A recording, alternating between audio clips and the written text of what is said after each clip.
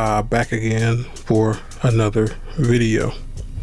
On this video, we'll be talking about a few things. I want to go over the dynamics of women finding relationships versus men finding relationships. And what I want to make the difference is a woman of femininity versus a woman of no femininity, and a man of masculinity versus a man of low masculinity. I'm wondering if the volume is so much different, or the quality is so much different than on my mic than on my phone. I think I like using the mic a lot better, which I'm on right now, and it gives a better quality. It doesn't have any of the surface noise that comes from phone, like if you rub against something. So that I like about it, but I don't know, they kind of sound the same.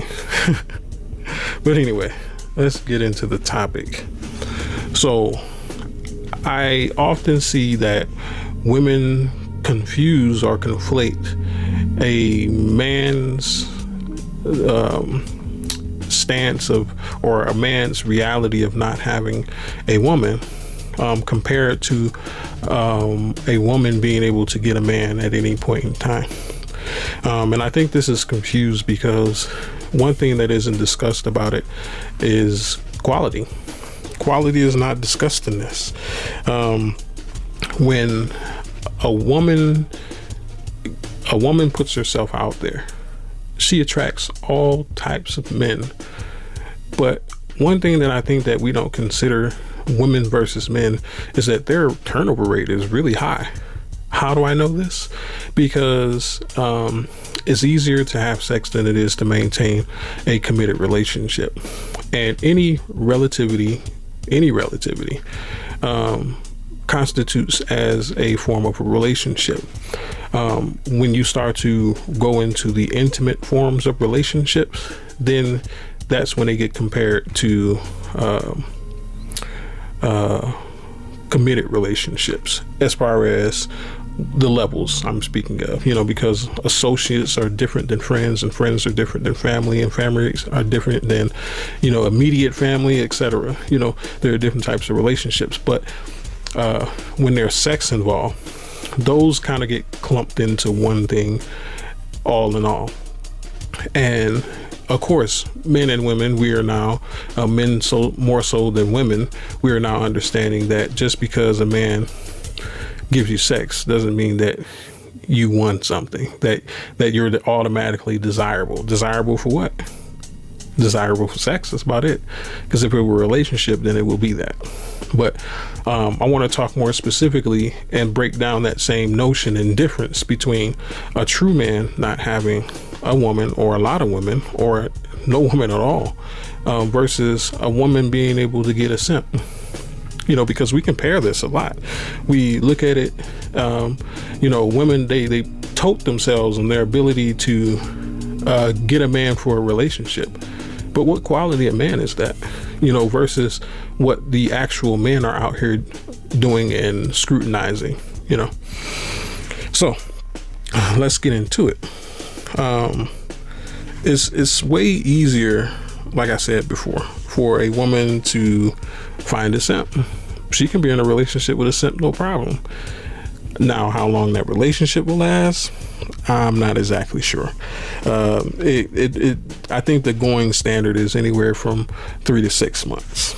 But when a true man gets into a relationship, it's for a much longer time than that. And even with a true man, he is still scrutinizing that woman during a relationship. So just because she may have got him to be in a relationship does not mean that that's the end of the scrutinization. A true man scrutinizes for a long time, because he has to, because there's a lot riding on this. There's a lot riding on as far as family structure, reproduction, economics, less of a headache, etc. There are many things that are riding on this, and a lot of these things cannot be weeded out in a touch and go relationship. So you kind of have to be in a relationship. It's kind of like the saying, you never know somebody until you live with them. And that's kind of true across the board, no matter what type of man you are. So you have to go through these things, and living with someone can bring you to another level of scrutiny of them, which you have to do as a man. But a lot of people confuse the success of a woman getting a simp with the failure of if you want to look at it that way, the failure. I'm gonna work with failure, but just for lack of better words, the failure of a man not finding a successful woman. The failure, or excuse me, a feminine woman, a woman that's in her femininity 100% of the time. Excuse me. The problem with that is that people look at it as a knock on the man, but it's not. It's a knock on the women if you really look into it. The reason why it's a knock on the women is because it's hard for him to find you, right? He has his standard. His standard doesn't change. What he has to offer doesn't change. But the type of women are varying, meaning that there is no consistency in women, so much so that he can find one or more than one woman who is good and consistent in her femininity. That's a tout on you, women. That's not a tout on the men. But a woman seems to think that her being able to get a simp is something to be rallied for, something to be celebrated. Is it really? I don't know. I mean, I think women nowadays kind of look at marriage as a check out the box. And the reason why I say that is because the rate of divorce is high as hell, compared to previous years. And who initiates divorce is high as hell. If marriage was such a thing to be celebrated, then why are you so quick to get divorced? Why are your numbers so high to get divorced? I mean, I understand why, but I would like the women to explain this, because you're the one that's saying that, using this ability to get married as a talking point of that you have some validity and say of what relationship type should be like. Just because you got married to a simp doesn't give you the right to have a say and critique others' relationships, right? Because you don't have a quality man. Just because marriage does not constitute quality. Not today's marriage. It does not constitute quality. It is not. It's not even a part of the prerequisite. I mean, there are people. I mean, I was in the military for a long time, and I spent over 10 years in the military.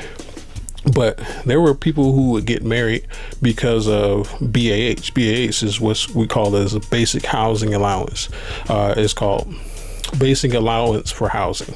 This was BAH. And you can only get this if you were a married soldier. And people would do contract marriages with random chicks just to get the BAH and split it with them. That ended very poorly most times. I'll tell those stories another time. But just because you get, I mean, look at the low criteria bar for getting married.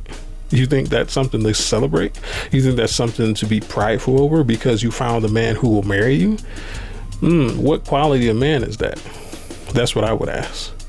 But anyway, people like to compare the two and say that, well, you don't have a relationship, or, you're not married. So, who are you to tell me what I should be or should not be doing as a woman? That doesn't change, because most times this is a higher man. This is a man that is higher masculinity talking to you, who is scrutinizing you, even though you may be married. Because that man ain't, I'm gonna tell you like this. The man who is scrutinizing you, who is giving you a scrutinization that you have not received before, is a man that is of a different quality than the ones that have not.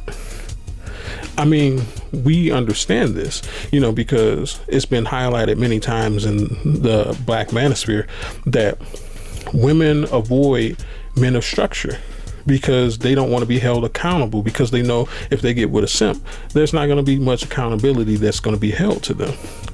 So You cannot compare the scrutiny of a high quality man to the non-scrutiny of a low quality man. There's no comparison. So I don't know why women oftentimes get into their emotions about, get into their critical thinking and all this crazy stuff. You can't change what I just said. It's the truth that the quality of man that you're talking to who scrutinize you is the subject matter expert on getting you in line. Period. How do I know that? Because the ones that you talk to who don't are not. They're not going to say anything to you to put you in check. They're not going to say anything about the way you dress. They're not going to say anything about how you carry yourself. They don't care. As long as they get what they get out of you, they don't care. But what are you left with? You're left holding the baggage. That's what you're left holding. You're left holding the kids. You're left holding the debt. You're left holding the resentment. You think a quality man would put you through that? Let's really think about that. But nonetheless, a lot of people like to compare the two. But the thing that they don't consider is, like I said, the divorce rate is high as hell. It's even higher in Black communities, and it's more of the women still who are initiating the divorces. So you really can't use your so-called marriage and relationship as a talking point to give you some leg in the game to have something to say. It's not a qualifying factor because you don't even value it. So why should I? I don't care if you're married or not. If you're wrong, you're wrong. That's how it goes. But on to the true man. The reason why, if you look at the Black community, I think we have more true men than we don't. The reason why I say that is because 51% of men are not married and don't have children. 52% now. But yet and still, there are 3 million more Black women, and there are still 1 million more. There are 1 million more Black men married than Black women. That means that they're doing something that Black women are not. That's simply put, because we're able to have pluses across the board on these varying things, meaning that we have a plus in the fact that we have more marriages that are probably lasting longer. That means that we have a plus that we are not full of children and single parenthood. It also means that we are a plus. Once again, that's reflective of true men existing more in abundance than the other types of men out there.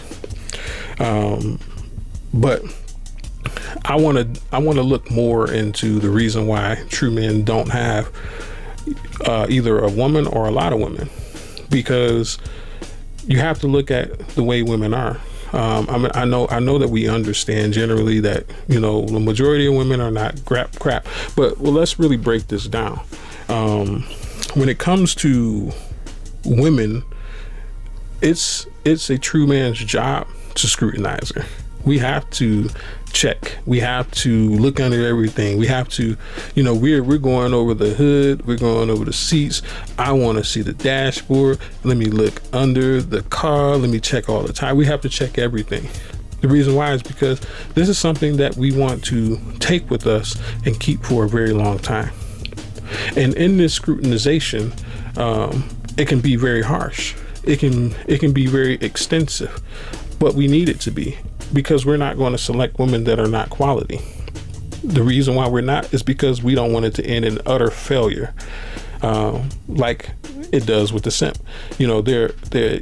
There's a saying, quality over quantity, and it seems that Black women would rather have quantity over quality, but true men, we would rather have quality over quantity. This is the reason why you don't see us with a bunch of women. That's the reason why you don't see us in and out of relationships all the time. We don't do that. But for the most part, we will scrutinize women, and the scrutinization test is very harsh. Like I've stated before, most women do not pass. They don't pass. And it's not because these tests are too harsh. It's for simple stuff. It's like, it's really nothing too complicated about these tests.